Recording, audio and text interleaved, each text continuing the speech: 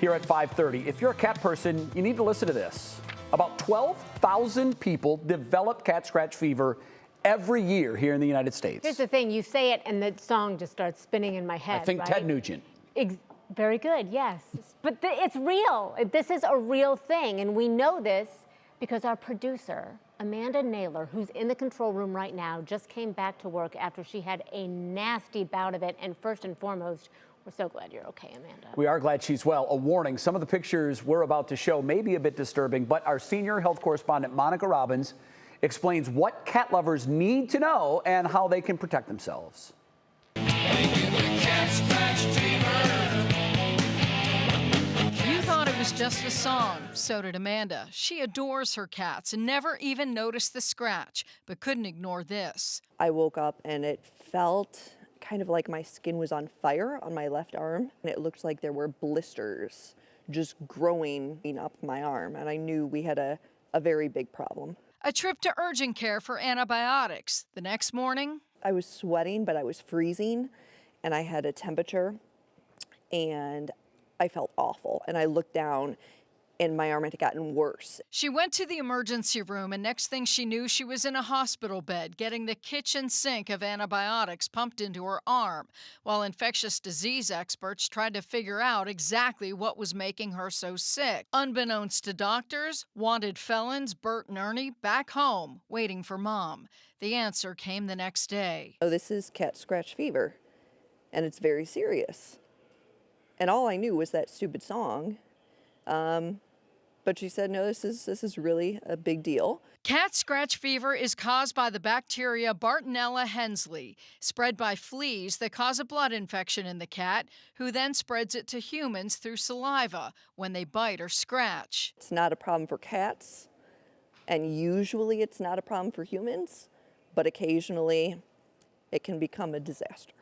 That's because Amanda is also fighting multiple sclerosis and is immunocompromised.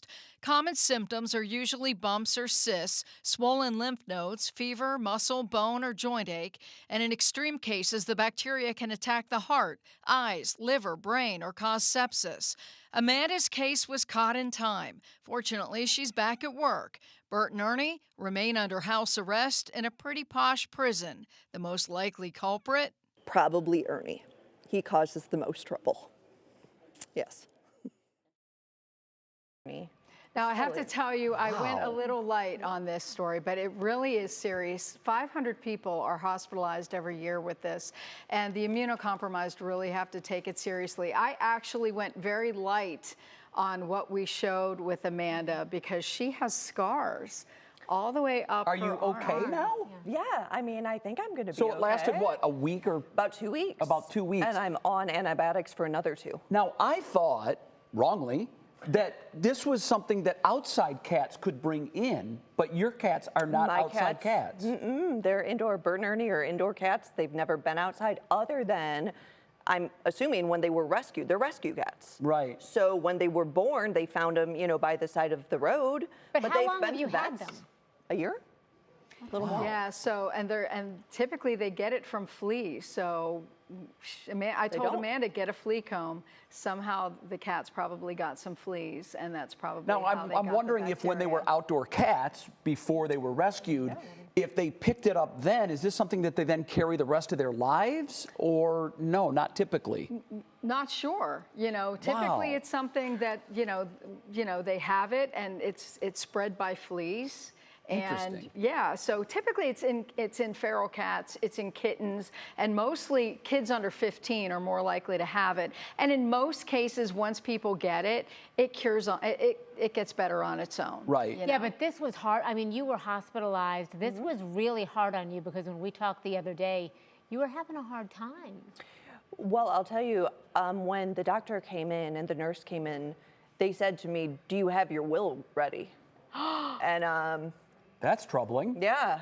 And they said, I'm sure we're just covering all the bases. But when you say something like that, I thought, oh my God, I had no idea. We're so glad Incredible. you're okay. Yes. Thanks, guys. Thankfully. Good to be back. Glad to have you back. Okay, now we know. Cat Thanks. scratch. She also does not like the song because she says it makes it sound like it's some sort of picnic. Yeah, no. It's anything but. It's a dumb song. Yeah. Dumb song. All right, Amanda and Mon, thank you. You're welcome. Appreciate it. Thanks, ladies. Wow.